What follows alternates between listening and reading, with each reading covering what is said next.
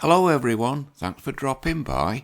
My eyes are alright this week. They weren't all that bad on yesterday, but I had to be a bit ginger with them and not use them much reading stuff on the screen, but they're back to normal this morning. Anyway, enough about me. I only found one article which concerns the current state of relationships and MGTOW and things that we all know about, and that is this.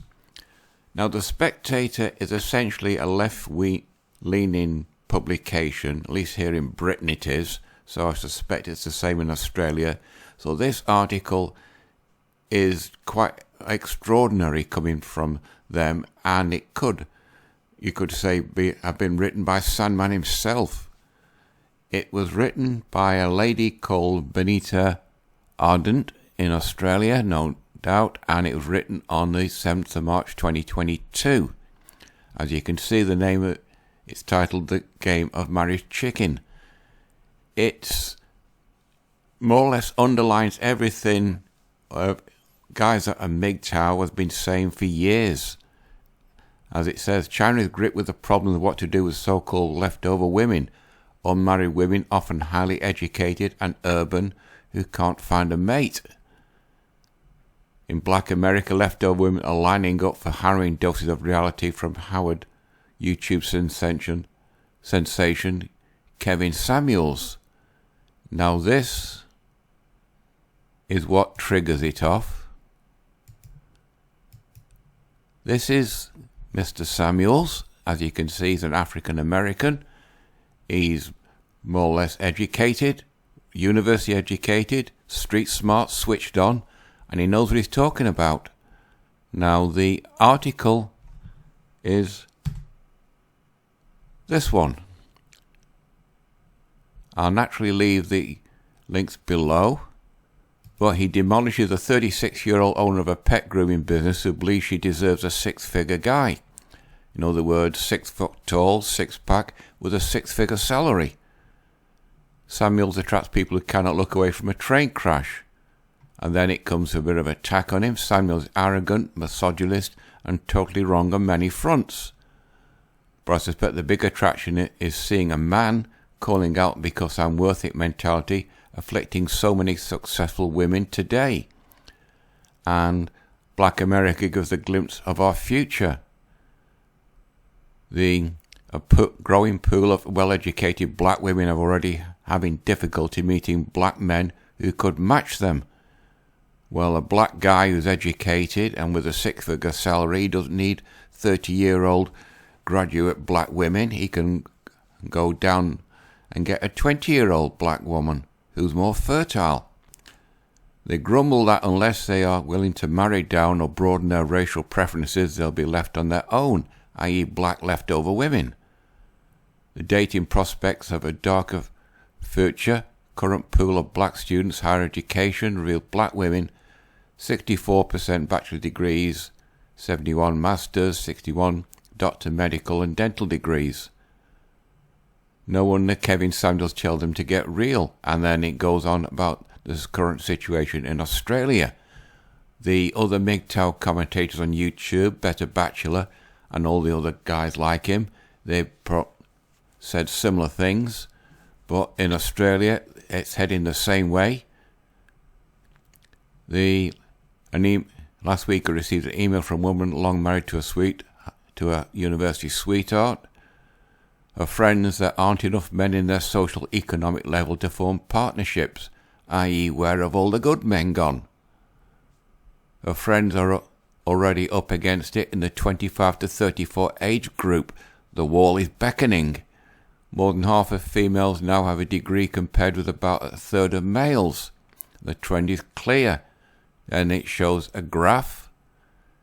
As we all know, more women going into university than guys. Guys consider university toxic. One wrong word and his university career is over. These successful women show little shift in their traditional hypergamy, still desiring to marry up, at least find a compatible man. The imbalance in numbers of well-educated men and women is simply deepening the mighty hole women created in their marriage prospects decades ago, which started in the 1970s. I remember that. Start of women's liberation, as they used to call it. They embrace feminist rhetoric, could have it all, first decade, getting educated, establishing their careers, having fun, riding a cock carousel, and then getting serious of finding the right mate. And that's what they did. But it's all coming to a stop because the guys are simply walking away. As it says, boy did these chickens come home to roost, the new social order worked predominantly in men's favour.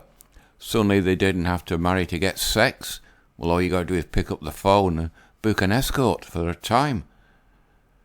For many particularly handsome, successful males, i.e. the top 10 or 20%, they become freely available. They could afford to sit back and wait, as their own market value steadily increased. And the nerdy guys, they just studied, got successful careers, confidence, money, and then all of a sudden their sexual market value went up. Allowing most men, educated men, to remain fancy-free for the critical decade means that by the time women hit 30 and the wall, the pool of eligible prospects is already depleted, i.e. where have all the good men gone? Desirable, successful 30-something males have all the choices, and with many fishing outside their pond, some choosing younger women and others seeking partners who offer something other than their career success, i.e. a guy wants a woman he likes the look of, he wants a woman he can get on with, and he wants a woman who likes him as much as what he likes her. Doesn't have a shopping list, just those three basic things.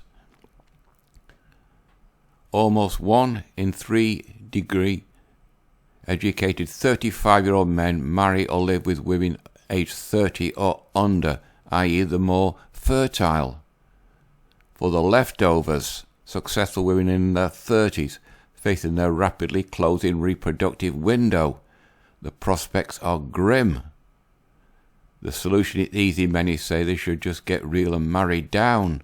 But the reality is most men in their 20s aren't interested in dealing with the hassle of an older woman. And then it goes on. Should point out current trends show people still do get married. Correct. Currently we are seeing this top-end 30s dating market is a lot of desperate women and elusive men. All the MGTOW commentators, they've all commented on that. Here's my correspondent talking about her friends trouble her friends are having. Quote, the guys are willing to have sex with them but won't commit to a relationship, let alone marriage. Again, I don't really blame them for acting this way. And then it's naturally the backlash, furious and dangerous women, they're terribly bitter and angry. And now this graph is interesting. In America, on Twitter, young men driving the decline in sex. Guys, there's when MGTOW first started. And look at that, the trajectory going up. Women riding the cock carousel, but young guys, they know they're going to lose too much. Story of the boys' education. Young men with low levels of education dropping out the labour force. Many living with parents with no income, no prospects and no women. And here we go, MGTOW. The bigger question of how much this is also MGTOW. It makes sense that the anti-male culture for the younger men to be wary of sexual contact could turn around to bite them, just as the older successful men know that the wrong marriage is a very quick way to lose most of what they have, i.e. you'll take half of what you've got. Good reason to expect elusive men to become even more common. That means MGTOW is going to become more common. As I said, this article is really good. It could have been written by Sandman. I've not listened to this, but I'll do that once this video is uploaded to my channel. But it seems that MGTOW is becoming more predominant, and there's more and more women becoming leftover women, and it's going to affect dramatically the economy as the marriage industry contracts rapidly, as we've all seen jewelry shops closing and bridal shops closing. I think we're on the 10-minute mark. I'm gonna go a bit off topic next week about gold and oil, but for now that's it for this one. You know the routine: like, dislike, comment, subscribe. It's completely up to you, but looks like we're gonna have an interesting time as the economy in the Western world starts to convulse because of their stupid sanctions against Russia. Right, that's it for this one. See you next week. Bye-bye.